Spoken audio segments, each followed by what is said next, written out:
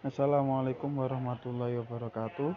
Di sini saya akan mempresentasikan tugas akhir semester Sejarah Peradaban Islam. Nama Khalifatul Fatkur Rasyid dengan NIM nomor induk mahasiswa 211111042. Di sini saya akan mempresentasikan soal-soal yang diberikan oleh dosen. Yang pertama, kronologi munculnya gerakan bawah tanah Bani Abbasiyah untuk pertama kali. Membentuk gerakan di bawah tanah dengan melakukan propaganda atau menyusun kekuatan secara diam-diam dengan tokohnya antara lain yang pertama Muhammad Al-Abbas, yang kedua Ibrahim Al-Imam, Abu Muslim Al-Khurasani.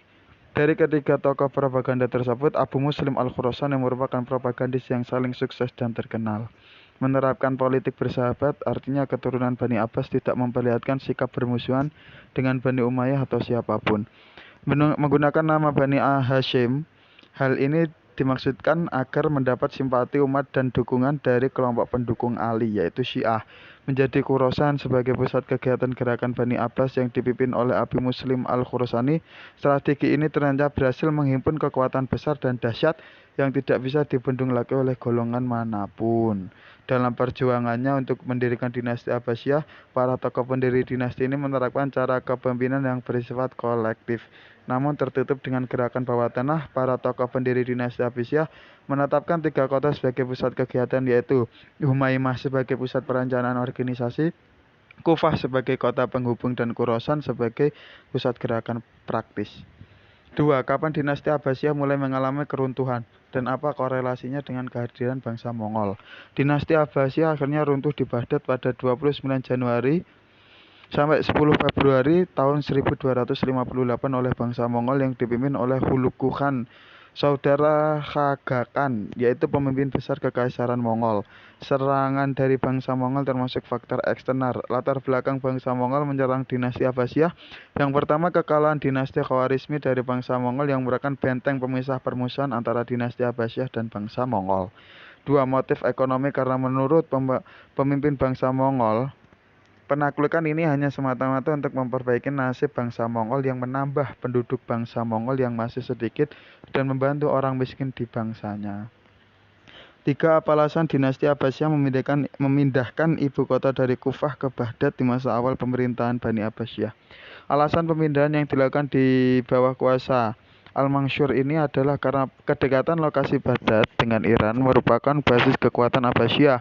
Terlebih lagi, Baghdad memiliki lokasi strategis di tepi sungai Tigris yang subur dan terletak pada jalur perdagangan. Selain itu, pemindahan ini merupakan bagian dari tuntutan Mawali Persia untuk mengurangi dominasi Arab di Kekaisaran. Seperti diketahui, Abbasiyah sangat bergantung pada dukungan Persia dalam menggulingkan Bani Umayyah. 4. Apa yang membedakan kekhalifahan Bani Umayyah dengan Abbasiyah itu? Yang pertama, dapat diketahui dari pembahasan di atas bahwa sistem pemerintahan pada Daulah Umayyah dan Abbasiyah berbeda dengan apa yang diterapkan pada masa Khulafaur Rasyidin. Antara Daulah Umayyah dan Abbasiyah pun juga berbeda. Bisa dilihat pada masa Khulafaur Rasyidin memiliki pemilihan pemimpin dilakukan dengan majelis syuro, sedang pada masa Umayyah dilakukan secara monarki. Pada zaman pertengahan Islam ini, peradaban Islam sudah bersifat internasional karena pada saat itu Islam telah menguasai wilayah-wilayah di 3 benua besar, yaitu Eropa, Asia, Afrika. Peradaban Islam mengalami kemajuan yang sangat pesat dalam berbagai bidang pengetahuan agama, arsitektur, sains, dan teknologi, dan masih banyak lagi. Karena banyaknya kemajuan yang dicapai umat Islam pada masa itu sehingga disebut sebagai Golden Age. Yang ketiga, kemunduran dinasti-dinasti ini dikarenakan dari banyak sebab, bisa dibagi menjadi faktor internal dan eksternal dari masing-masing dinasti Bani Umayyah dan dinasti Abbasiyah itu sendiri. 5. Faktor apa yang menyebabkan Bani Abbasiyah tetap berkuasa hingga periode kelima? Padahal Bani Abbasiyah sendiri sudah mulai mengalami kemunduran bahkan di periode kedua. Sebagaimana terlihat dalam periodisasi Khalifah Abbasiyah, masa kemunduran dimulai sejak periode kedua. Namun demikian, faktor-faktor penyebab kemunduran itu tidak datang secara tiba-tiba. Benih-benihnya sudah terlihat pada periode pertama hanya karena Khalifah pada periode itu sangat kuat. Benih-benih itu tidak sempat berkembang. Dalam sejarah kekuasaan Bani Abbas terlihat bahwa apabila Khalifah kuat, para menteri cenderung berperan sebagai kepala pegawai sipil. Tapi jika khalifah lemah, mereka akan berkuasa mengatur roda pemerintahan. Di samping kelemahan khalifah, banyak faktor lain yang menyebabkan khalifah Abbasiyah menjadi mundur. Masing-masing faktor tersebut saling berkaitan satu sama lain, dari faktor internal maupun eksternal.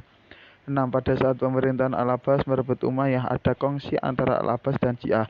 Apakah keturunan Syiah ada yang menjadi raja, dan ada tidakkah apa yang dilakukan oleh kelompok Syiah setelah Abbasiyah berkuasa?